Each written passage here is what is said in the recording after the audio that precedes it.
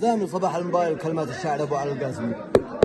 شركة موبايل بصنعاء شركة قوية مستفزة تسرق على الناس جمعاء، وما معك بعتبزه للزلطة معاه مثل ما الجامعة تلحقك لو قدك بعد السما سابعة.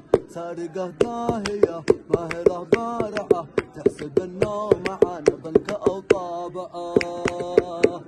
طاقات الهدايا والمكس والمزايا زادن امس فجأة وانا ما معايا، والمسكين مسكين والسكين سكين. يا شركة موبايل يا اكبر ملاعين حتى الثري بيطفو الهاتف اهتز هزه من ضاع ما عاد بيلصق، واسأل من الله يبزه ايوه.